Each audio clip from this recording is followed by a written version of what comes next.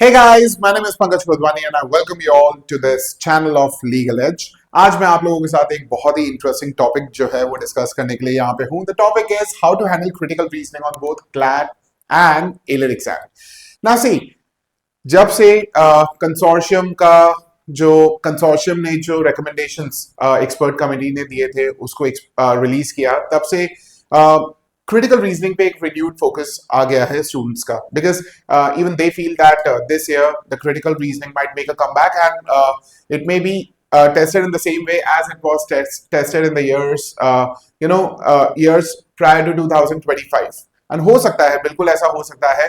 and moreover analytical reasoning का एक अपना importance जो है वो वहां पे भी establish हो चुका है. so how exactly we are supposed to deal with this particular section? देखिए, चाहे क्लैट एग्जाम हो या फिर एलिड एग्जाम हो, दोनों में ही ये लॉजिकल रीजनिंग का जो सेक्शन है इट्स क्वाइट इंपॉर्टेंट. अगर मैं क्लैट एग्जाम की बात करूं so you have almost 20% weightage and I need not tell you कि ये सिलेक्शन के लिए कितना इंपॉर्टेंट है. 20% weightage is a lot. And AILET की अगर बात करूं तो इट्स ऑलमोस्ट 47%. एंड यहां पर अगर मैं लॉजिकल रीजनिंग की बात करूं तो not just critical reasoning, analytical reasoning में एंड लीगल रीजनिंग भी है. सो ऑन एंड ऑल अगर आप देखें तो काफी इंपॉर्टेंट वेटेज ये रखता है. एंड क्रिटिकल रीजनिंग की जो स्किल्स हैं इन दोनों पे डिफरेंट नहीं है. इट्स जस्ट दैट यहाँ पे आपके पास पैसेजेस आते हैं एंड यहां पर आपके पास statement based and para based questions होते हैं. ठीक है, skills are not different because you actually begin from statement based questions, then you move to para based questions and then you move to passages.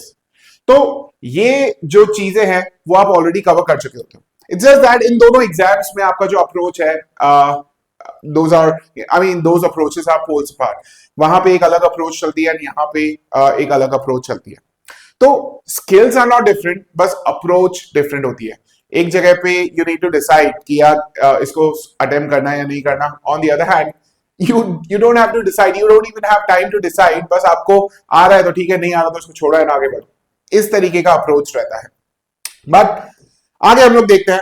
सबसे पहले हम लोग बात करते हैं कि क्लैट में जो जो लॉजिकल रीजनिंग का सेक्शन है वहां पे आपके पास mix of CR and AR आता है. And this trend started in the year 2025 where you had one passage related to analytical reasoning and in the year 2026 आपको पूरे के पूरे 19 questions जो है वो analytical reasoning के देखने को मिले. and there was just 7 questions on critical reasoning. but lately जो कंसोर्शियम ने एक्सपर्ट कमेटी के जो recommendations थे जब वो रिलीज किए, there was renewed focus on critical reasoning. and I've always maintained that critical reasoning के बिना law जो है वो work नहीं कर सकता. After all, application of law is what critical reasoning. I mean, आपको लॉ पता चल जाएगा, but how would you argue in the court room, वो तो क्रिटिकल रीजनिंग की जो स्किल्स है उसी से ही डिसाइड होता है कि आप कितने अच्छे लीगल प्रोफेशनल बन सकते हैं. राइट. सो आर्ग्यूमेंट्स अगर यहाँ पे हम लोग देखें तो 300 to 350 वर्ड्स के आर्ग्यूमेंट्स होते हैं. You get 24 to 26 questions. 2023 तक there were 30 questions and उसके बाद 24 and 25 we had 24 questions and in the year 2026 we had 26 questions on logical reasoning. Reading थोड़ी सी डेंस रहती है एंड स्पीड जो है उसके अकॉर्डिंग आपको मेंटेन करके रखनी पड़ती है. Although in the last few years थोड़ा सा ये सेक्शन जो है वो लाइटर नोट पे चला, मतलब इतना डिफिकल्ट नहीं रहा. Speed was something that matter to everyone. अगर मैं यहाँ पे एलिट की बात करूं तो एलिट में you get 70 questions. Logical reasoning का जो ये सेक्शन है 70 क्वेश्चंस आते हैं. रादर इसको रीजनिंग सेक्शन बोलना चाहिए. 70 क्वेश्चंस आते हैं. वहां पे आपके पास क्रिटिकल भी है, एनालिटिकल भी है, लीगल भी है. अराउंड 14 to 15 क्वेश्चंस जो हैं वो आपके लीगल रीजनिंग के आते हैं. क्रिटिकल रीजनिंग के 28 से लेकर 36 क्वेश्चंस आपको देखने को मिलते हैं, क्योंकि इस साल there were fewer questions on critical reasoning compared to a previous year. तो हम एक रेंज मान लेते हैं. अपर साइड पे हमें 35 क्वेश्चंस 36 क्वेश्चंस तक देखने को मिलते हैं. रिमेनिंग क्वेश्चंस जो है वो एनालिटिकल रीजनिंग से आते हैं. ठीक है. शॉर्ट स्टेटमेंट्स भी होते हैं, स्टेटमेंट बेस्ड क्वेश्चंस होते हैं, असर्शन टाइप हो गए, कंक्लूजन टाइप हो गए, ऐसे क्वेश्चंस भी आपको देखने को मिलता है. पैराग्राफ बेस्ड क्वेश्चंस जिनकी length around 70, 80, 90 arguments, 70 to 90 word arguments जो हैं वो आपको देखने को मिलते हैं यहाँ पे, right. And it is the biggest section on elite. The best part is कि यहाँ पे आपके पास मतलब आप ये नहीं एक्सपेक्ट कर सकते कि questions are very difficult. Why? Because there are too many questions and difficult questions नहीं होते। In fact you have to work on your speed aspect कि आप कितना अच्छे से all how well you are able to attempt all the questions. Mark karna and attempt karna, these two different things. So what we expect is कि हम at least attempt तो करें। by attempting I mean कि आप उसको visit तो कर रहे हो, क्योंकि जब तक आपने विजिट ही नहीं किया आप कह नहीं सकते कि यार ये क्वेश्चन आपको आता था या नहीं आता था। So even if you want to leave some questions, it is only after you have visited them, right. अब यहां पे अगर हम लोग देखें, चाहे पैसेजेस हो या फिर पैराग्राफ बेस्ड क्वेश्चंस हो, स्किल जो है वो सेम है। You get premise and there is some gap जो यूजुअली असम्पशन होता है, and then you have conclusion. And minded, ये जो मैं assumption की यहां पे बात कर रहा हूं, it is so important the skill because 10 question types में से ऑलमोस्ट 5 क्वेश्चन टाइप्स जो हैं वो इसके ऊपर डिपेंड होते हैं। देखते हैं कौन कौन से हैं। So you got assumption। तो assumption के बेसिस पे फर्स्ट क्वेश्चन टाइप जो है वो कौन सा है? It is assumption question type. Which of the following is assumed? या फिर the argument can not be true unless which of the following is true. Second, strengthen questions में भी assumption का एक बहुत इंपॉर्टेंट रोल होता है, बिकॉज जब आप assumption प्रोवाइड करते हो तो it helps strengthen the argument. जब आप assumption को निगेट करते हो, it helps weaken the argument. फिर इवैल्यूएट द आर्ग्यूमेंट, वो भी तो assumption है, क्योंकि जब आप इवैल्यूएट करते हो तो आप क्या इवैल्यूएट करते हो? assumption ही तो इवैल्यूएट करते हो। एंड फ्लॉ की अगर बात करें तो फ्लॉ भी तो एक अनजस्टिफाइड assumption है। सो ये देखो, एक skill, one single skill, and you're able to target 5 questions. So it is so important a skill that you cannot miss this particular question type. And in fact, अगर आप पीछे का ट्रेंड उठा के देखें, चाहे क्लैट का या फिर एलिट का, तो assumption questions along with conclusions and inferences, ये दो क्वेश्चन टाइप्स ही तो प्राइमरली टेस्ट किए जाते हैं। तो ये स्किल तो वैसे भी बहुत इंपॉर्टेंट है। And when one skill works for both the exams, तो उसके ऊपर तो आपको बिल्कुल ध्यान देना चाहिए, राइट। आगे देखते हैं। हर एक क्वेश्चन टाइप के लिए आप एक मूव जो है वो बना सकते हैं, and I think that is how you should approach.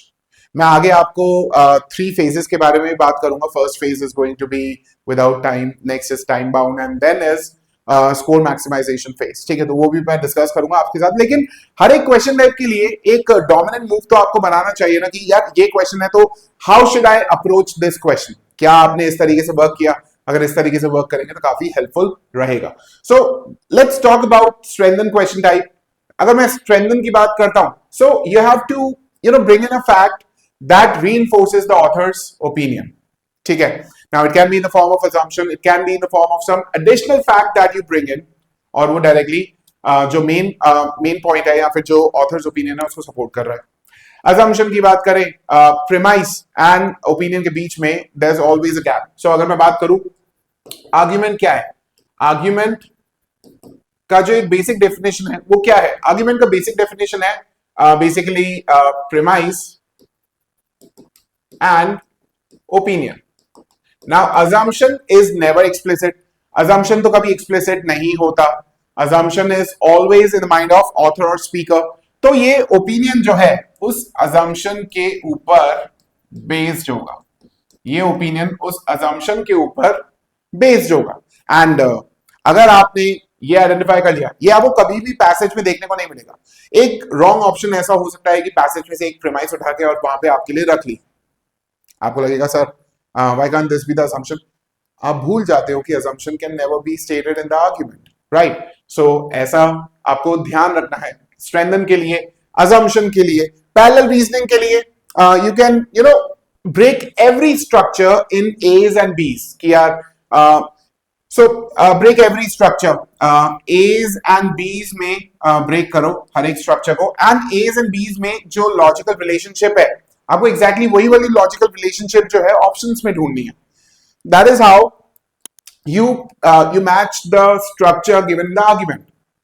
So every situation, every question that you are given, you should be able to break them in A's and B's.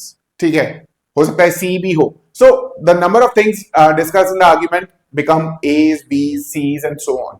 So अगर चार चीजें discuss है एक argument में, तो आप उसको A's, B's, C's and D's में ब्रेक कीजिए. Try and find out the logical structure, logical relationship among all the all the variables, and आपको exactly same logical relationship जो है वो ऑप्शन में ढूंढना है. Next, if you talk about weaken, you negate the assumption. आप assumption को negate कर दो and you happen to weaken the argument. Inference की बात करें, again inferences में inferences are something that inferences are something that are true on the basis of given information. बहुत बार आपको जो रॉन्ग ऑप्शन है, रॉन्ग ऑप्शन आपको एक सजेशन के फॉर्म में दे दिया जाता है. अब वो सजेशन है यार, how can that be an inference? So words like should, extreme words like never, always, ऐसे ऑप्शंस जो हैं वो आपके आंसर्स इन्फरेंसेस में नहीं बनते, because inferences are usually, not every time, usually on the moderate side. ठीक है. फ्लॉज एंड पैराडॉक्सेस की अगर बात करें, पैराडॉक्स में देयर आर टू सिचुएशंस जो रिकंसाइल नहीं हो रही होती है. वो सिचुएशन नॉर्मल, वो जो हमको फिनोमिनन है एक नॉर्मल सर्कमस्टेंसेस में अप्लाई होता हुआ दिखाई देता है, लेकिन एक पर्टिकुलर सिचुएशन में वो अप्लाई नहीं होता. So there are always two different pieces of information, A and B, and ये रिकंसाइल नहीं होता. नॉर्मल सिचुएशंस में outside the question in the real world ये रिकंसाइल होता है, बट उस पर्टिकुलर सिचुएशन में जो क्वेश्चन में डिस्कस्ड है वहां पे ये दोनों रिकंसाइल नहीं हो रहे. And then you need to bring in a third piece of information जो इन दोनों को reconcile करेगा. That is how you're supposed to go about paradox questions. तो अगर हर एक क्वेश्चन टाइप के बेसिक्स आपको पता है तो ये बहुत हेल्पफुल रहता है. Do let me know in the comment section कि मैं कौन से ऐसे वीडियोस जो है इन पर्टिकुलर टॉपिक्स के अराउंड आपके लिए लेके आ सकता हूं जो आपको ये बेसिक स्ट्रक्चर समझने में हेल्प करें. If you want, I can bring a couple of videos on a couple of questions on paradoxes. If you want, I can bring a video where I discuss a couple of questions on weaken, strengthen. I bring a couple of questions on flaws, क्योंकि flaws में there are different types of flaws. बहुत सारे लोगों को वो structure से नहीं पता कि flaws क्या हैं. Moreover, if you know the structures of these flaws, तो parallel reasoning में भी आपको बहुत help मिलती है. तो let me know, and I'm more than willing to bring those questions to all of you for practice. आगे देखते हैं. आपका sharpest tool, it's always the negation test. ठीक है. Why? Because first assumption questions जो बहुत बार पूछे जाते हैं. Second, एक बहुत बड़ा pool of questions जो है वो इससे solve हो जाता है negation test से. So works for assumption questions and quietly for strength and weaken too, and evaluate and flaws के लिए भी work करता है. मैंने आपको ये बताया था. So take the option.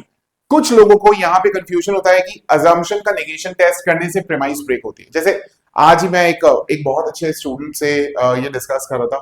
So he says, sir assumption को negate करेंगे तो premise ब्रेक हो जाएगी. मैंने कहा, मतलब वो ऑन पेपर जो लॉजिक अप्लाई कर रहा था, that logic was absolutely fine, but wordings were required to be rephrased. जब हम assumption को negate करते हैं तो conclusion जो है वो या फिर opinion जो है वो stand नहीं कर पाता. ठीक है.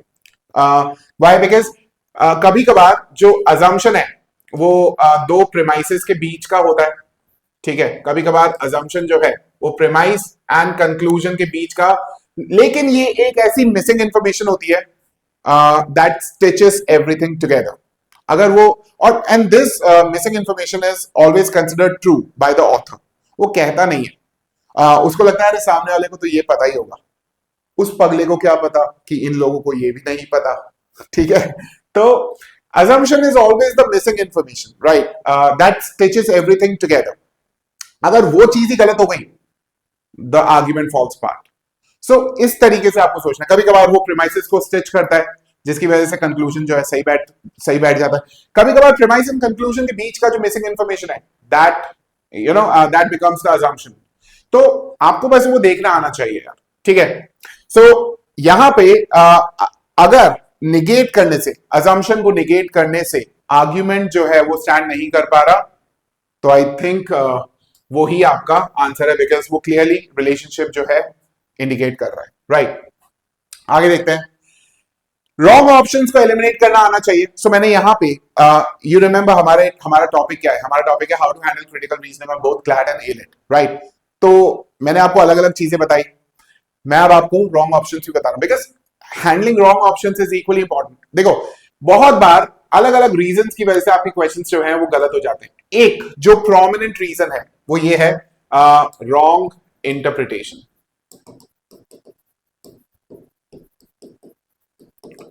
रॉन्ग इंटरप्रिटेशन एक ये सबसे बड़ा रीजन है।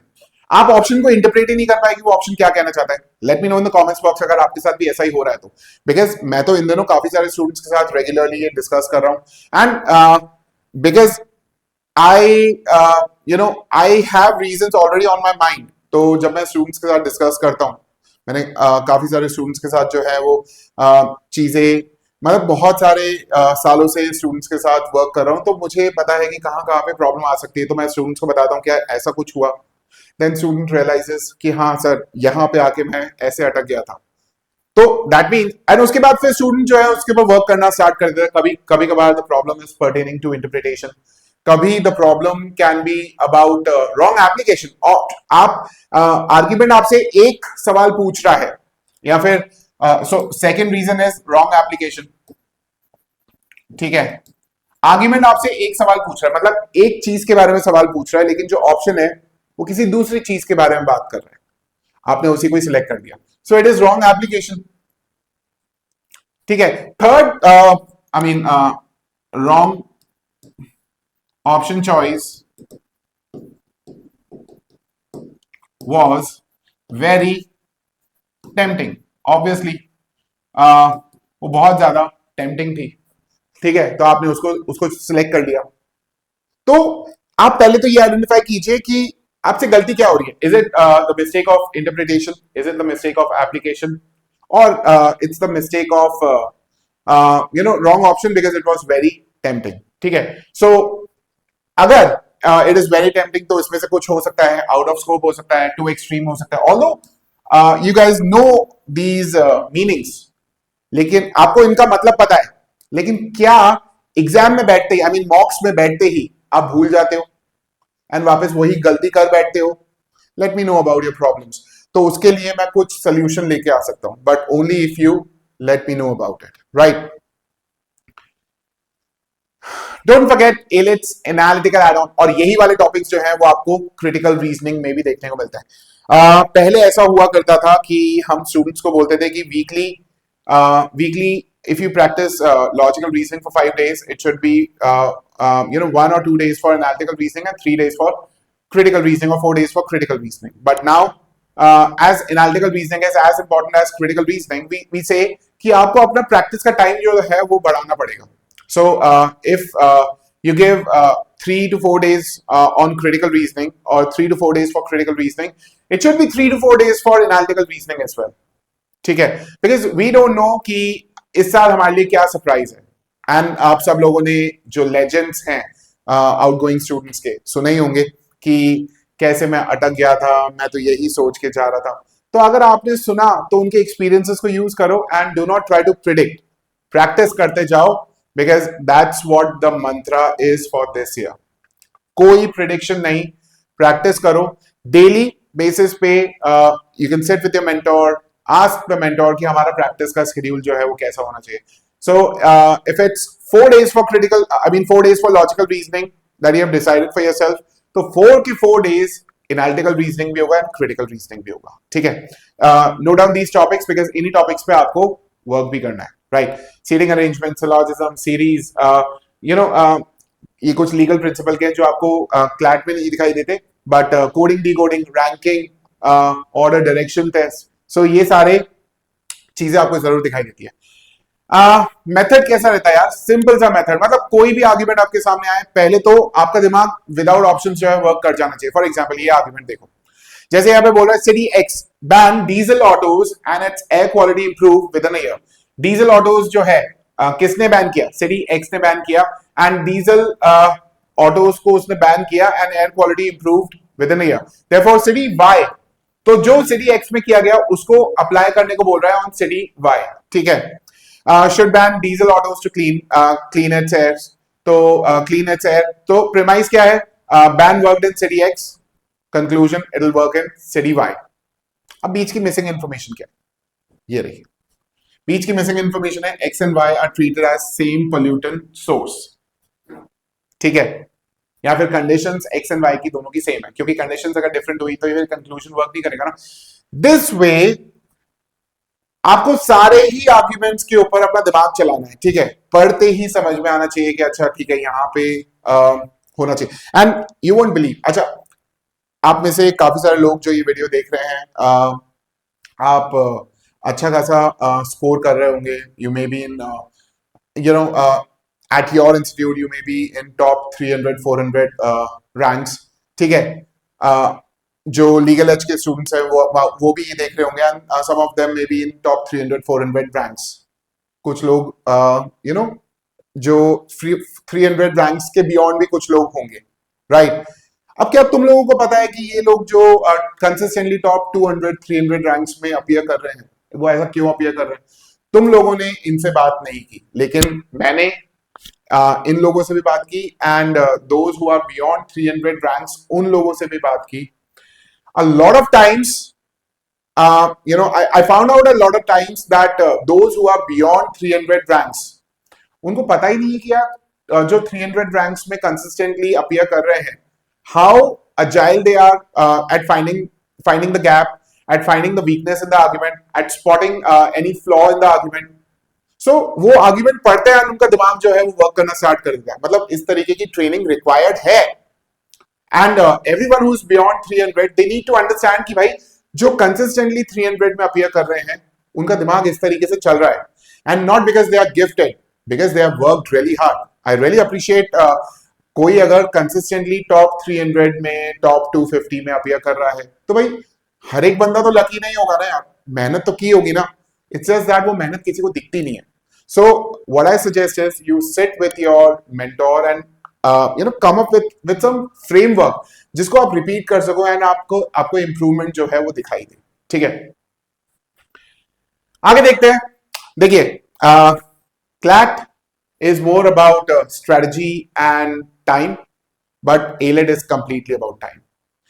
एंड जहां पे टाइम आते ही अगर आप पैनिक करने लग गए, trust me the game's over right there, ठीक है। सो कुछ चीजें आपको कुछ चीजें आपको फॉलो करनी ही पड़ेगी, नो मैटर द सिचुएशन, आपको वो फॉलो करना ही है।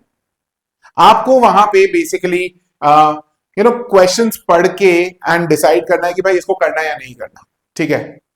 मोर ओवर, ऐसा नहीं हो सकता कि आपने एक पैसेज पढ़ा, एक दो क्वेश्चंस अटेम्प्ट किए, फिर दूसरे पैसेज पे चले गए, फिर वापस घूम के आए, ऐसा नहीं हो सकता। अगर वहां पे 4 या 5 क्वेश्चंस या 6 क्वेश्चंस है, तो आप ऐसा कर सकते हो कि 4 क्वेश्चंस आपने अटेम्प्ट कर ही लिए, 2 क्वेश्चंस आपको नहीं आए तो आपने उनको मार्क कर दिए, you'll get back to those questions after you have visited all the questions। पर ऐसा नहीं हो सकता कि टू एंड फ्रो कर रहे हो कि इस पे नहीं आया अब नेक्स्ट पे बढ़ते हैं, फिर वापस पीछे आ जाते हैं, फिर वापस उसके आगे जाएंगे, ऐसा नहीं हो सकता। मोस्ट इंपॉर्टेंट थिंग, इसको ध्यान से समझना, if you are stuck for 50 seconds, मान के चलना कि that is the first sign कि ये क्वेश्चन आपके लिए नहीं बना, ठीक है। एंड कभी कभार मेरे को प्लीज आंखें बंद करना और सोचना कि क्या मेरे साथ ऐसा होता है, कभी कभार 50 सेकेंड्स हमने है ना दे दिए एंड हमको नहीं समझ में आया, और हमारे अंदर ही फीलिंग आती है अरे नहीं बस थोड़ा सा टाइम और, स्टे रीड, थोड़ा सा टाइम और समझ में आ जाएगा। वो 50 सेकेंड्स की जगह पे कब 2 मिनट हो जाते हैं पता नहीं चलता। अब अगर वो 2 मिनट आपने ले लिए, तो आपने क्या किया, आपने एडिशनल टाइम बोरो किया। किसका?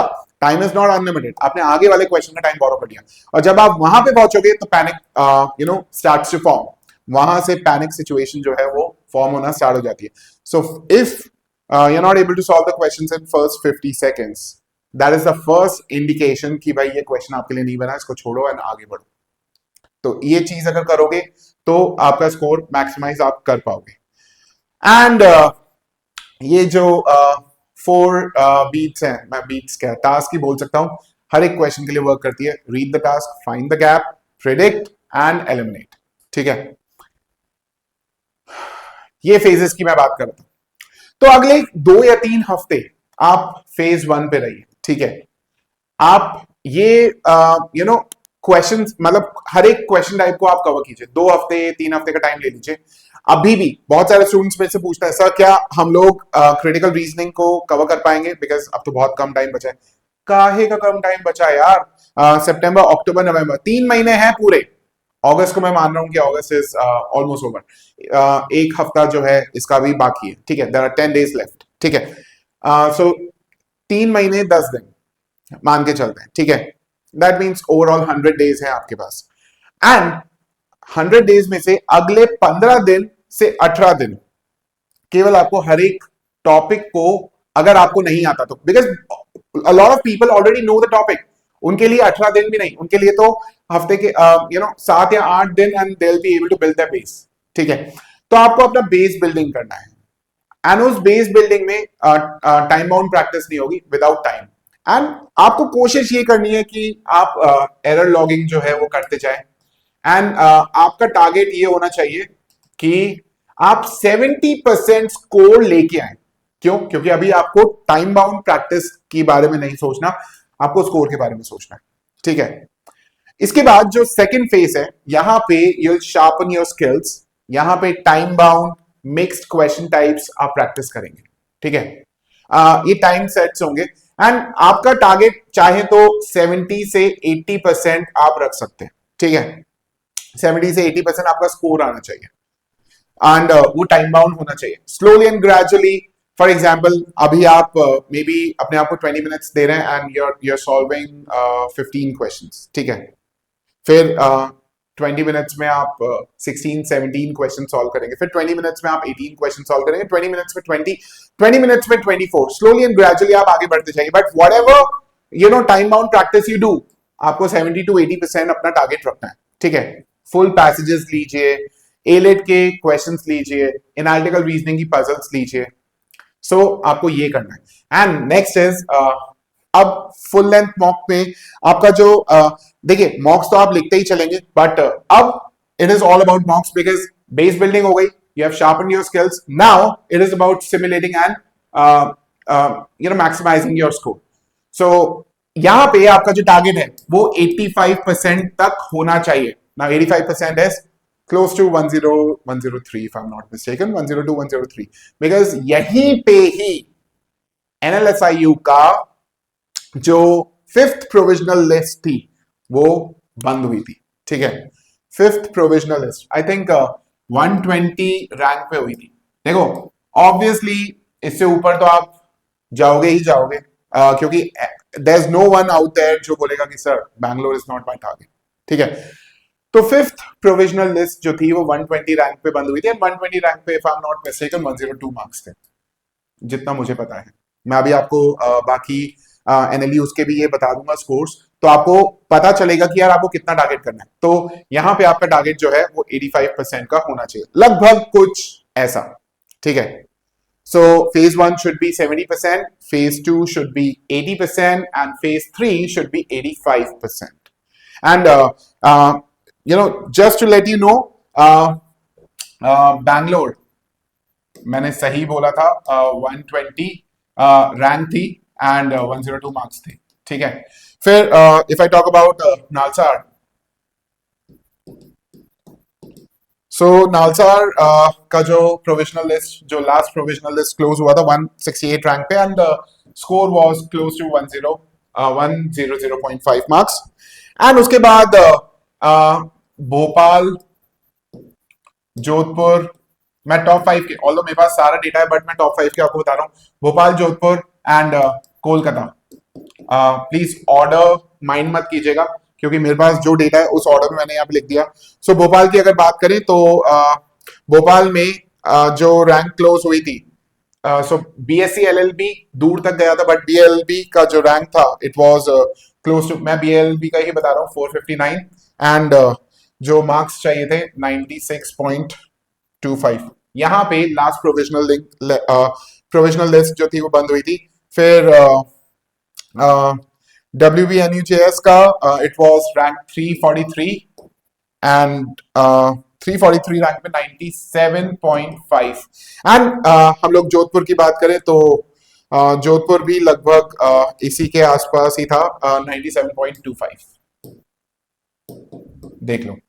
सो यहाँ पे जो मैंने बोला आपको टारगेट ये करना है। मैंने जब मैंने आपको टारगेट का बताया था तो मैंने आपको टॉप 5 लॉ स्कूल्स को ध्यान में रखते हुए बताया था कि लास्ट प्रोविजनल लिस्ट कहाँ पे बंद हुई थी। आई होप आपको ये जो सेशन है पसंद आया होगा।